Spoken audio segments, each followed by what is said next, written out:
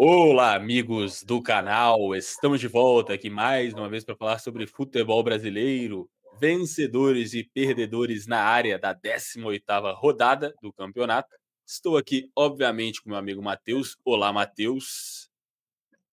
Fala, Bruno. Fala, galera. Estamos aqui para mais um quadro de vencedores e perdedores, comentando também o que nós achamos da rodada. Também tem um pouquinho de análise sobre o que aconteceu nesses jogos da 18ª rodada do Campeonato Brasileiro para alguns, outros foi só a 16ª, outros a 17ª, mas o que aconteceu foi a rodada do Campeonato Brasileiro. E isso aconteceu. E se aconteceu, resultados importantíssimos em todos os blocos do campeonato. Vamos começar pelos vencedores, como de costume. Podemos. Já quer puxar o seu primeiro? Vou puxar aqui para tirar o elefante da sala de uma vez. É, não gosto de ficar repetindo sempre os mesmos, mas eu acho que mais uma vez a gente tem que colocar Hernan Crespo como um vencedor. São Paulo consegue mais uma vitória, fora de casa contra o Inter, que é um adversário que está em uma fase. São Paulo não teve um jogo magnífico, mas continua ganhando, joga bem, não tem seus principais jogadores, mas continua com grandes atuações, vence mais um jogo, se coloca ali já na disputa pelo G6, pelo G8. Também não vou ficar falando muito, porque a gente tem falado bastante dele nos últimos dias, não vou ficar chovendo molhado, mas Hernan Crespo é um vencedor. É isso, eu também tinha colocado o São Paulo aqui na minha lista, uma sequência muito boa de resultados. O time mudou da água para o vinho com a chegada do novo treinador. Então, acho que você também já esclareceu bastante. Eu vou trazer o meu outro vencedor aqui, que é a chatice do Palmeiras. É uma grande vencedora da rodada, porque esse hábito que o time tem de pressionar, de sempre jogar a culpa em cima da arbitragem, de estar ali no ouvido do árbitro o tempo todo, arruma pênaltis como esse que aconteceram no jogo contra o Vitória, um pênalti muito mal marcado para mim, prejudicou demais o Vitória na luta deles ali contra o rebaixamento no Campeonato Brasileiro. São 2 pontos a menos para o time do Vitória. Então, o Palmeiras, que tem essa cultura, consegue resultados que de pênaltis como esse, pênaltis duvidosos, ali o árbitro fica sempre ali com a pressão de um time do tamanho do Palmeiras. Não digo que eles entram assim, não, tem que marcar qualquer coisa do Palmeiras, mas dá uma tendência, um ato fica meio que nervoso por ter um time do tamanho do Palmeiras ali sempre pressionando. Então, essa chatice do Palmeiras dá resultado. É uma coisa institucional, né? O Palmeiras jogou com o time todo reserva e continua fazendo isso. E não é a primeira vez, não vai ser a última nesse campeonato que o Palmeiras tem esses pênaltis duvidosos marcados a favor. Falando dessa mesma partida, então, já colocar aqui o meu vencedor, Fábio Carille, né, desde que chegou ao Vitória, 4 empates e uma vitória nos últimos 5 jogos. Nenhuma grande atuação, mas está indo como o esperado. Acho que do Carille se defende bem, consegue um empate aqui, um empate ali, outro empate, de vez em quando uma vitória, soma pontos, consegue se afastar ali do Z4. É isso aí, o Vitória contratou o Fábio Carille sabendo exatamente o que ele entregar e está entregando, que é competitividade. Não vai ser bonito, não vai ser vistoso, mas o time vai lutar, vai competir até o final. Trazendo aqui mais um vencedor da minha lista, Matheus Pereira, o meio-campo do Cruzeiro, o meio-atacante. Ele faz um gol contra o Botafogo, numa arrancada muito boa do Caio Jorge. Ele estava livre dentro da área, o Caio Jorge cruza, ele faz o gol sem marcação. O goleiro do Botafogo também não estava bem posicionado ali para interceptar a bola. E uma parte da torcida pega no pé do Matheus Pereira, falando que em jogos contra times mais fortes ele não costuma aparecer. Bom, nesse jogo ele apareceu, fez gol, participou da jogada do primeiro gol e também colocar como destaque, porque no começo do campeonato havia uma questão até de que ele quase foi embora para o Zenit e acabou que a negociação não deu certo. Ele conseguiu dar a volta por cima e hoje é um dos melhores meio-atacantes do Campeonato Brasileiro. Faz uma temporada muito boa nesse recorte aí desde o início do campeonato. E esse gol acho que é um prêmio também para um cara que está dando essa volta por cima. O Matheus Pereira que é um cracaço de bola, eu acho. Para mim, existem as pessoas que criticam o Matheus Pereira e existem as pessoas que assistem os jogos do Cruzeiro. Você não consegue, uma pessoa que assiste os jogos do Cruzeiro, para mim não entra na minha cabeça que ele consegue ser hater de Matheus Pereira. Na minha lista aqui, eu coloquei Mateuses Pereiras, que é tudo isso que você falou, e ao mesmo tempo, no jogo Fortaleza e Corinthians, o meio-campista Matheus Pereira estava dando assistência para o gol de Breno Lopes, do Fortaleza, abriu o placar, depois o Corinthians empatou, mas uma excelente rodada para as mães que escolheram o nome de Matheus Pereira para os filhos. Exato. O primeiro nome é muito bonito, o segundo aí já fica na dúvida. Mesmo com H? É, e está escrito da forma errada, né.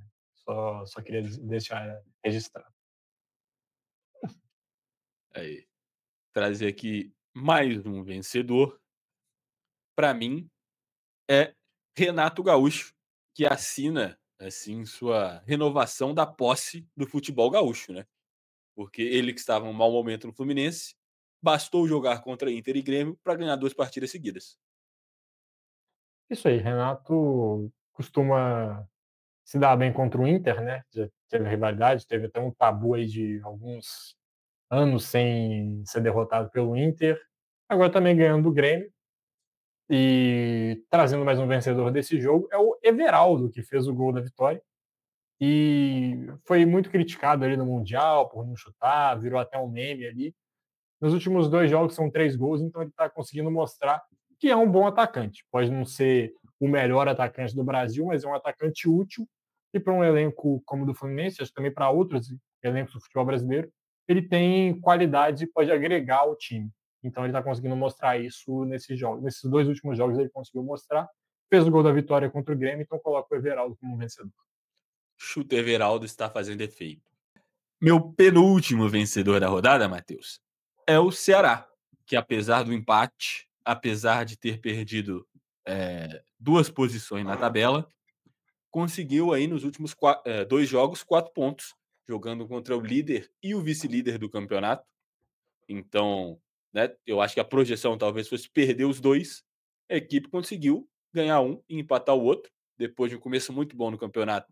Parecia que as coisas estavam caindo um pouco por lá, mas não, o Léo Condé conseguiu aí 4 pontos nesses 2 jogos importantíssimos, que eu acho que muitos times que estão na mesma briga que o Ceará não vão conseguir esses pontos. Então é um grande vencedor, mesmo com o resultado do empate e mesmo perdendo posições na tabela nesse primeiro momento. Sim, sem dúvida. E o Ceará também dando uma reagida no campeonato, que estava numa sequência ruim. O meu último vencedor é um outro time do Nordeste, que é o Sport, porque ele dobrou a sua pontuação nas últimas 3 rodadas e são 3 jogos sem perder do Sport, coisa que não tinha acontecido o campeonato inteiro. Então, o Sport, para mim, é um vencedor, apesar de estar afundado na zona de rebaixamento, segurando a lanterna com força e não quer largar de jeito nenhum. Para um time que perdia todas, começar a empatar todas já é um avanço, né. Vamos ver se em algum momento vai chegar na evolução de ganhar todas. Eu acho difícil, mas Né? Vai precisar. se quiser não cair, vai.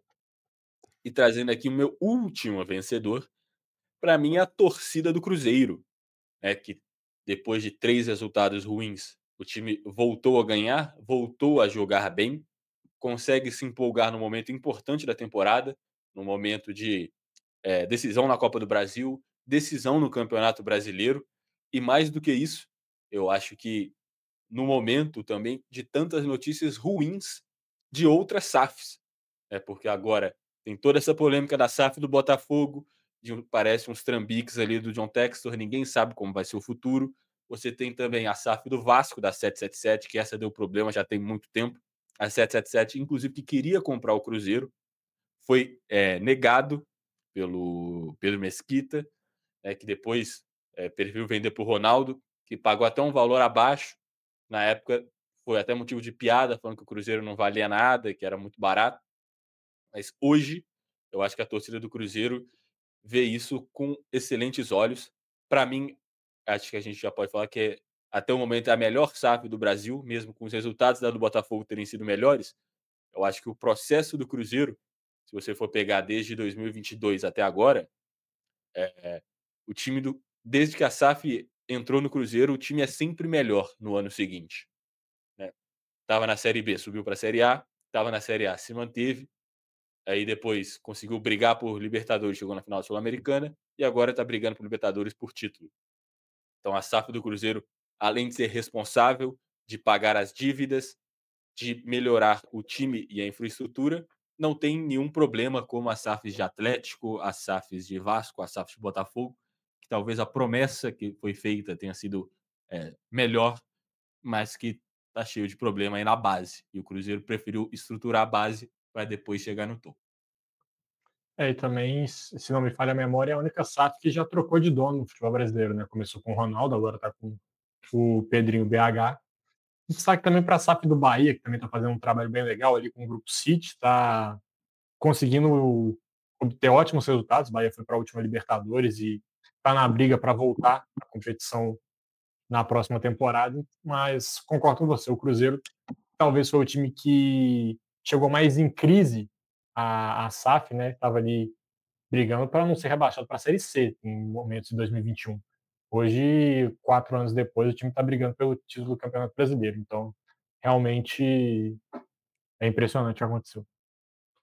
Eu acho que a torcida do Cruzeiro hoje olha para trás e fica muito feliz da forma que aconteceu, mesmo que talvez em 2022 muitos não concordassem com o que foi feito. É um Exato, grande vencedor, não só da semana, como da história do futebol, né? Eu acho que a gente pode dizer isso. sim. E para começar com os perdedores, vou trazer aqui o meu primeiro, é o Daverson, porque ele protagonizou duas das cenas mais patéticas da rodada, tentando simular um pênalti que obviamente não foi, ainda mais assim, na era do VAR, um jogador tentar aquilo ali é ridículo, e somou ao fato dele estar pisando na perna do próprio goleiro para ficar marcado, para tentar enganar o árbitro, e para mim deveria ter sido expulso por ter feito isso, somando ao cartão amarelo da simulação, com esse aí de tentar enganar a arbitragem, que para mim entra no mesmo critério, né? Os dois são esses que você tenta passar a perna no árbitro. Ele deveria ter sido expulso por causa disso. Então, deixou de ser um jogador folclórico, está virando só um jogador ridículo em campo, o Daverson. E talvez entre naquela questão de não estar tá conseguindo ajudar por meio de técnico, ele parte para essas maluquices, para essas bizarrices. Então, o Daverson, para mim, é um grande perdedor. Eu acho que o Daverson já cruzou essa linha do engraçado e já tá chegando na linha do patético, igual você falou. Acho que essa questão aí de pisar na perna do goleiro até a gente pode discutir se não é mau caratismo que ele tentou fazer ali. Concordo que pra mim ele tinha que ter sido expulso, cartão amarelo de simulação, cartão amarelo nesse lance. O Davidson não é um mau jogador, né, ele não é um grande craque, mas sempre foi um jogador ali que conseguiu fazer seus gols, gols importantes, aparecer em momentos importantes. Foi relativamente bem no Atlético, tem uma história legal lá no Palmeiras, mas pra mim ele tá se perdendo aí no personagem e já passou a linha do engraçado há algum tempo. Trazer aqui meu primeiro perdedor, são os analistas de futebol quando o assunto é Mirassol, nós 2 inclusos. É, rimou. Eu acho eu acho que antes do campeonato, todo mundo que falava da projeção dos times colocava o Mirassol brigando lá embaixo. Quando começou, o Mirassol perde o primeiro jogo para o Cruzeiro, mas depois faz uma boa sequência de resultados, com muitos empates, algumas vitórias, pouquíssimas derrotas. As pessoas começam a olhar para o Mirassol e falam: "Ó, acho que o Mirassol tá conseguindo ali se afastar da briga por rebaixamento, mas daqui a pouco o elefante cai da árvore, né? Não vai conseguir se manter." A cada rodada que passa, o Mirassol parou de empatar, começou a ganhar os jogos, continua não perdendo, e esse elefante que todo mundo fala que vai cair da árvore, não tá caindo. A gente tá na metade do campeonato e o Mirassol só melhora. O Mirassol hoje é o quinto colocado. Eu acho que o Mirassol, daqui a pouco, se fosse outro time, já seria colocado na briga por Libertadores. Se não tivesse escrito Mirassol na tabela, tivesse escrito Internacional, todo mundo ia colocar como candidato forte a Libertadores. Então, eu acho que os analistas de futebol que estão esperando esse elefante aí cair, vão ficar esperando um bom tempo. Eu vou além, tá? Olhando o Mirassol com 2 jogos a menos ali, fala, ó, se ganhar esses dois, dá para pensar em título. Se fosse um outro time ali, um time de mais história, de mais peso, vamos supor, o Corinthians no lugar do Mirassol, o papo seria esse. Mas como é o Mirassol, todo mundo, quando é que o time vai despencar? Quando é que vai vir a fase ruim? E a verdade é que não está chegando até agora. Eu trazer aqui, Matheus, rapidinho, assim como eu fiz nos vencedores, de falar rápido do Crespo, também vou tirar o elefante da sala, nos perdedores, nosso membro frequente aqui, Vasco da Gama, que desde que nós começamos esse quadro, foi colocado nos perdedores em todas as rodadas. Essa é mais uma. O time perde para o Mirassol, 3-2, entra na zona de rebaixamento, já estava flertando com a zona há algum tempo. 5 vitórias nos últimos 25 jogos. O trabalho do Diniz continua defensivamente muito ruim. O time até consegue criar boas oportunidades no ataque, mas também não consegue marcar os gols quando cria. E quando marca os gols, o time encontra alguma forma de não vencer as partidas, entregando empates absurdos para o Grêmio, para o Inter. Agora, a expulsão do goleiro no Inter, no lance bobo, faz com que o time perca para o Mirassol, que o primeiro gol ali, não acho que o Léo Jardim teria tomado. Depois o Lemos falha bizarramente no segundo gol. No terceiro é uma falha conjunta dos dois laterais, Piton e do Pumita Rodrigues. E é isso, o Vasco está na zona de rebaixamento.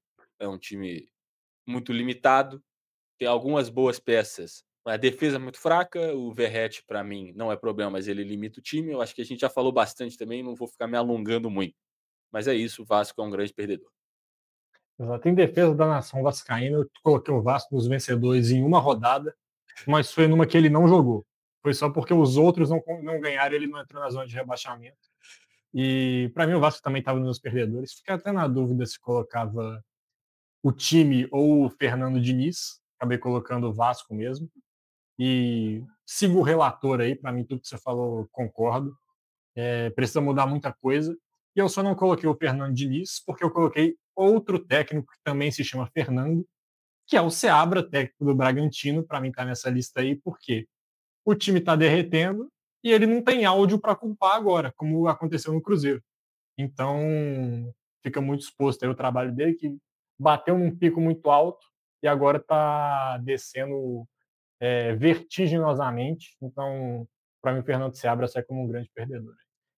Eu acho que o Bragantino, assim como o Mirassol, também era um desses elefantes na árvore que todo mundo esperava que caísse, mas talvez não que a queda fosse tão vertiginosa, né? São 4 derrotas seguidas. Eu acho que a próxima rodada, que é um jogo contra o Inter em casa, é um jogo que o Bragantino não pode pensar em perder se quiser brigar por Libertadores. Se perder esse jogo, já mostra que a briga do time é mais embaixo. Então, eu acho que a próxima rodada vai ser importantíssima A para o verdade, Seabra é, e para o Bragantino. a verdade é o seguinte: os pontos do Bragantino no começo do campeonato foram importantes na luta contra o rebaixamento. Né? E a gente estava certo o tempo todo na nossa tier list de times do campeonato que a gente fez antes de começar. Exato. Trazendo aqui mais um treinador, perdedor dessa rodada, esse que não perdeu dentro de campo, ganhou, mas para mim o Kleber Xavier continua balançando no Santos, com as notícias aí de interesse em Jorge Sampaoli, que a torcida do Santos gosta muito, parece que o Neymar gosta muito também. Então o Kleber Xavier já estava balançando antes da partida, ganhou o jogo, mas eu já falei aqui em outros vídeos, inclusive, que não foi de uma forma convincente, apesar do 3-1. A defesa é muito frágil, o ataque depende ali de individualidade dos jogadores, falta repertório ali, com boas peças que eu considero que tinha que ter no ataque. O Barreal é bom jogador, o Neymar é muito bom, o Rolês é muito bom, o Bom Tempo ali no meio de campo também acho que é um jogador muito bom, mas ele não consegue dar uma solidez para esse time do Santos, principalmente na parte defensiva, que era uma das especialidades do Tite, com quem o Cléber Xavier trabalhou tanto tempo. Então eu acho que ele é um perdedor, vai jogar contra o Cruzeiro no Mineirão no final de semana, e se perder como é o esperado, eu acho que teremos o Sampaoli como comandante da equipe santista no próximo turno já. Isso acontecer, talvez eu coloque o Santos como perdedor, tá? Dependendo do que acontecer aí.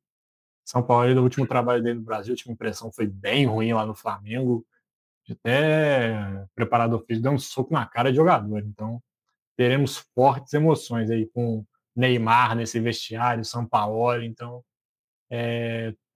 se o Santos quiser vender aí essa temporada para alguma série, para alguma plataforma de streaming, a hora é quando o São Paulo chegar.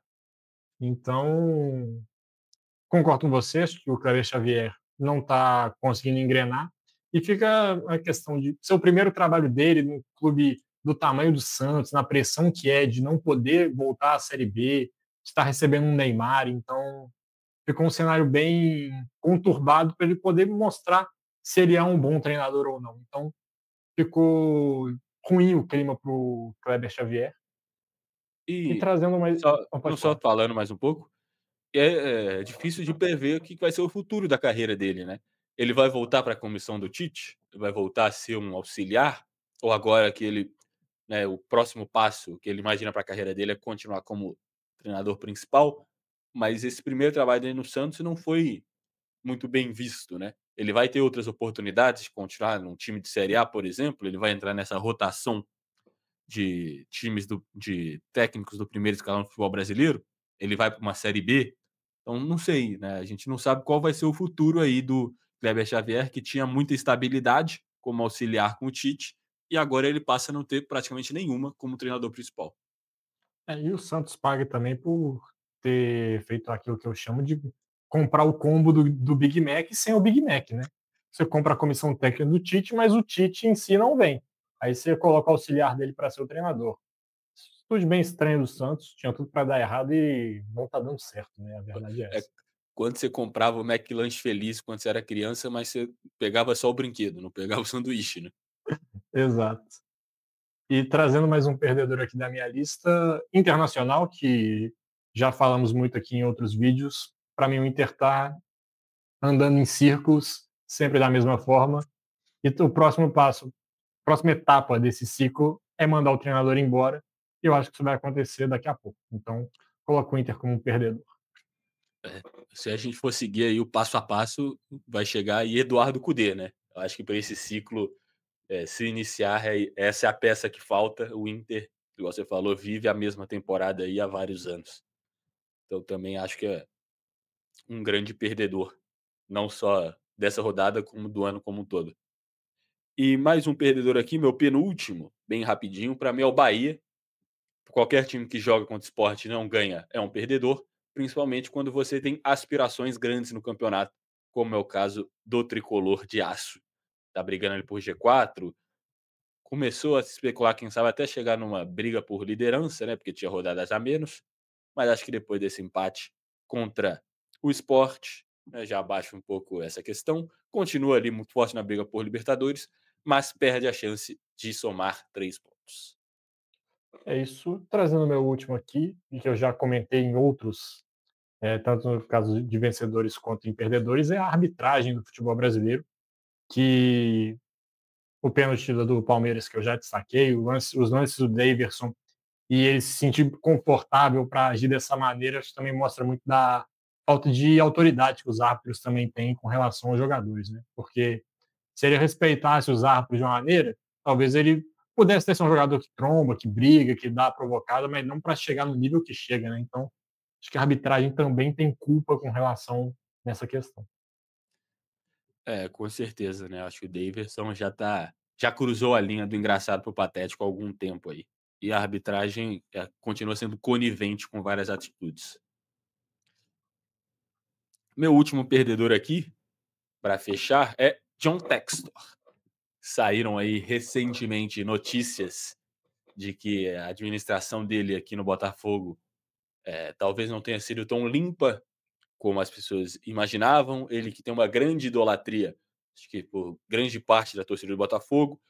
Eu acho que os trambiques aí que aparentemente que ele fez, quando começam a virar à tona, já perde um pouco dessa idolatria de vários torcedores, começa a gerar dúvida. Somado a isso, tem a péssima preparação para essa temporada, eu acho que a gente pode chamar de péssima, esse planejamento que eles fizeram para 2025, de focar na janela do meio do ano, que é para ser uma janela de reposição, como se fosse uma janela de montagem de time. Contrata novo treinador, contrata 4, 5 jogadores, vende outros 4, 5 titulares e acha que isso vai dar certo, porque ano passado deu certo. Ano passado é muito mais exceção do que regra, se você for olhar a história aí do futebol mundial. Então eu acho que além do planejamento horroroso que foi feito no Botafogo esse ano, também a questão extracampo do John Textor correndo risco de perder aí a direção do Botafogo torna ele um grandíssimo perdedor, assim como o Botafogo em si, que passar por essas circunstâncias, não muito tranquilas, também gera impactos, acho que dentro de campo. É, com certeza, e essa questão de John Textor vai dar muito o que falar ainda também, porque ainda existem coisas a serem expostas, né, de como é que é, e mais profundo de como é que era essa relação do Botafogo com o Lyon. A gente viu que alguns jogadores do Botafogo estavam combinados de ir para o Lyon, mas aí, porque o Lyon estava ruim, eles tiveram que vender esses jogadores para outros clubes. Então, é um cenário bem nebuloso o que aconteceu ali. E, no final, o Botafoguense está feliz porque ganhou títulos que nunca tinha ganhado. Mas a questão é, no final disso tudo, aonde o Botafogo vai estar, né? Em que ponto o Botafogo vai chegar? Onde que ele vai chegar? Quanto da alma o Botafogo vendeu para conseguir esses títulos? Acho que essa é a pergunta aí que o torcedor botafoguense está se fazendo nesse momento. Exato. Acho que é Fechamos por isso, aqui. né? Ficamos É por aqui. isso. E quem chegou até aqui precisa fazer o quê? Bom, primeiramente, eu agradeço a todo mundo que acompanhou o nosso vídeo até aqui. Se você gostou do vídeo e chegou nesse momento, já deixa seu like aí para ajudar o nosso trabalho, para o YouTube entender que esse vídeo é um vídeo legal, é um vídeo que agrega aí na sua experiência. Também se inscreve no canal. Estamos com 232 inscritos, rumo aos 250. Comenta aqui o que você achou, se você concorda com os nossos perdedores, nossos vencedores.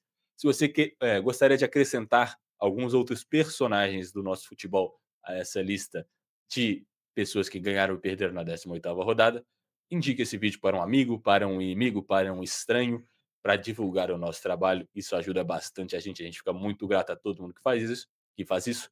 E é isso. Muito obrigado e até a próxima. Valeu!